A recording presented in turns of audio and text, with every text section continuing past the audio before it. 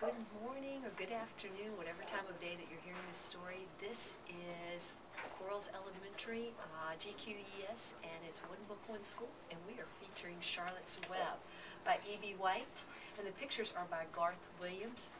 And on the back of the book, you can see it's a little bit of a story about what we're going to hear. Wilbur was lovingly raised by a girl named Fern, but now he's a barn pig. He's bored and lonely until he meets Charlotte, the beautiful gray spotter who also lives in the barn. Charlotte thinks of a wonderful way to save Wilbur from a pig's unhappy fate. Her clever plan will delight you in this famous story called Charlotte's Web. This book was given to me when I was 8 years old from my Aunt Jane, and I love it. Chapter 1. Before breakfast. "Where's Papa going with that axe?" said Fern to her mother as they were setting the table for breakfast. "Out to the hog house," replied Mrs. Arable. "Some pigs were born last night." "I don't see why he needs an axe," continued Fern, who was only 8. "Well," said her mother, "one of the pigs is a runt. It's very small and weak, and it will never amount to anything. So your father has decided to do away with it."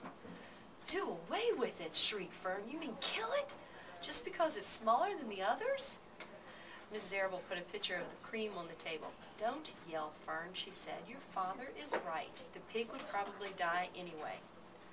Fern pushed a chair out of the way and ran outdoors. The grass was wet and the earth smelled of springtime. Fern's sneakers were sopping by the time she caught up with her father. "Please don't kill it," she sobbed. "It's unfair." Mr. Arable stopped walking. "Fern," he said gently, "you will have to learn to control yourself." "Control myself?" yelled Fern. "This is a matter of life and death, and you talk about controlling myself?" Tears ran down her cheeks, and she took hold of the axe and tried to pull it out of her father's hand. "Fern," said Mr. Arable, "I know more about raising a litter of pigs than you do. A weakling means trouble. Now run along."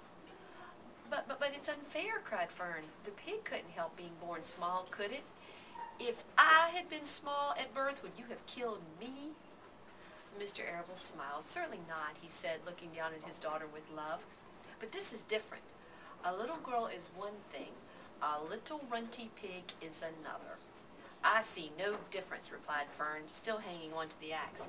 "This is the most terrible case of injustice I have ever heard." A queer look came over John Arable's face. He seemed almost ready to cry himself. "All right," he said. "You go back to the house, and I'll bring that runt when I come in. I'll let you start it on a bottle, like a baby. Then you're going to see what kind of trouble this pig's going to be." When Mr. Arable returned to the house half an hour later, he carried a carton under his arm. Fern was upstairs changing her sneakers. The kitchen table was set for breakfast, and the room smelled of coffee, bacon, damp plaster, and wood smoke from the stove. "Put it on her chair," said Mrs. Arable. Mr. Arable set the carton down at Fern's place. Then he walked to the sink and washed his hands and dried them on the roller towel. Fern came slowly down the stairs. Her eyes were red from crying. As she approached her chair, the carton wobbled, and there was a scratching noise. Fern looked at her father. Then she lifted the lid of the carton, and then inside, looking up at her, was the newborn pig. It was a white one. The morning light shone through its ears, turning them pink. "He's yours," said Mr. Arable, "saved from an untimely death, and may the good Lord forgive me for this foolishness." Fern couldn't take her eyes off the tiny pig. "Oh," she whispered, "oh, look at him. He's absolutely perfect." She closed the carton carefully. First she kissed her father, then she kissed her mother, then she opened the lid again, lifted the pig out, and held it against her cheek. At this very moment, her brother Avery came into the room. Avery was 10. He was heavily armed, an air rifle in one hand and a wooden dagger in the other. "What's that?" he demanded. "What's Fern got?" "She's got a guest for breakfast," said Mrs. Arable. "Wash your hands and face, Avery." "Let's see it," said Avery, setting his gun down. "You call that miserable thing a pig? That's a fine specimen of a pig. It's no bigger than a white rat." "Wash up and eat your breakfast, Avery," said his mother. "The school bus will be along in half an hour." "Can I have a pig too, Pop?" asked Avery.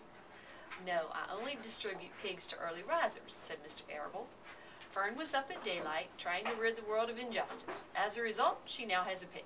A small one to be sure, but nevertheless a pig. It just shows what can happen if a person gets out of bed promptly. Let's eat. But Fern couldn't eat until her pig had a drink of milk. Mrs. Arable found a baby's nursing bottle and a rubber nipple.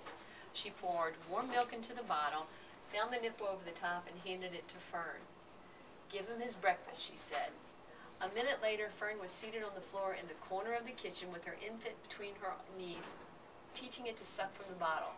The pig, although tiny, had a good appetite and caught on quickly. The school bus honked from the road. "Run!" commanded Mrs. Arable, taking the pig from Fern and slipping a donut into her hand. Avery grabbed his gun and another donut. The children ran out to the road and climbed onto the bus. Fern took no notice of the others on the bus. She just sat and stared out the window, thinking what a blissful world it was and how lucky she was to have an entire charge of a pig. By the time the bus reached school, Fern had named her pet, selecting the most beautiful name she could think of. "Its name is Wilbur," she whispered to herself. She was thinking about the pig when the teacher said, "Fern, what is the capital of Pennsylvania?" "Wilbur," replied Fern dreamily. The students giggled. Fern blushed. And tomorrow's chapter is called Wilbur. We stop.